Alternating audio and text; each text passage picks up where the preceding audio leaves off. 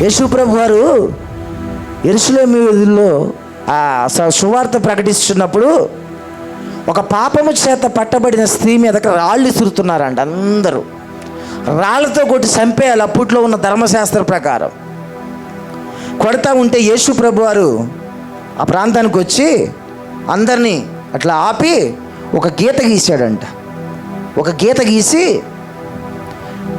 మీలో ఎవరైతే పాపము చేయని వాళ్ళు ఉన్నారో వాళ్ళు ముందుగా రాయి వేయమని యేసుప్రభు వారు వారందరినీ హెచ్చరించాడంట.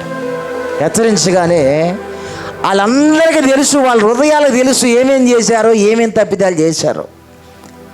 అందరూ కూడా చేతుల్లో ఉన్న రాళ్ళు వదిలిపెట్టేసి వెనక్కి వెళ్ళిపోయారు. పట్టబడిన స్త్రీ ఒక్కతే కాదు, పాపాత్మురాలు, వీళ్ళు కూడా పాపాత్ములే. వెంటనే వెనక్కి వెళ్ళిపోగానే యేసుప్రభు వారు అన్నారు, అమ్మా వాళ్ళెవరూ నీ మీద రాయేయలేదు, నేను కూడా వేయను, ఇక మీదట నువ్వెన్నడూ పాపం చేయకము. వింటున్నారా? ఇక మీదట ఎన్నడూ కూడా పొరపాటు చేయకు, ఇక మీదట ఎన్నడూ కూడా భూత మాటలు మాట్లాడకు, ఇక మీదట ఎన్నడూ కూడా టీవీలు సీరియళ్ళు సినిమాలకు ఎడిక్ట్ అవ్వకు, ఇక మీదట ఎన్నడూ కూడా లోకానుసరమైన మాటలు మాట్లాడకు, లోకానుసరమైన చూపు చూడకు, ఇక నీ పాపాలు క్షమించబడ్డాయి. వెంటనే ఆమె మోకాళ్ళ మీద పడి పశ్చాత్తాపం పడి ఏడవటం ప్రారంభించింది. అప్పుడు యేసమ్మన్నాడు, నీ పాపాలు క్షమించబడ్డాయా లేదా? మనల్ని మనుషులు క్షమించకపోతే ఏమైద్దండి? దేవుడు క్షమించాలి.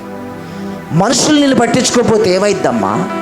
దేవుడు నిన్ను పట్టించుకోవాలి. తెలుసో తెలియకో చేసాం, కావాలని చేయలే, కావాలని జరగలా, కావాలని అల్లా, ఫ్లోలో వచ్చేసింది ఒక వాడు.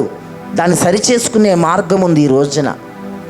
అందుకే దేవుని సన్నిధిలో మనం ఏం చేయాలంటే ఒప్పుకొని దేవుని పాదాల దగ్గర నువ్వు నిలబడితే నీ దేవుడు నీ ప్రార్థనలన్నిటికీ ఆయన జవాబులు ప్రత్యుత్తరములు సఫలపరచునుగాక.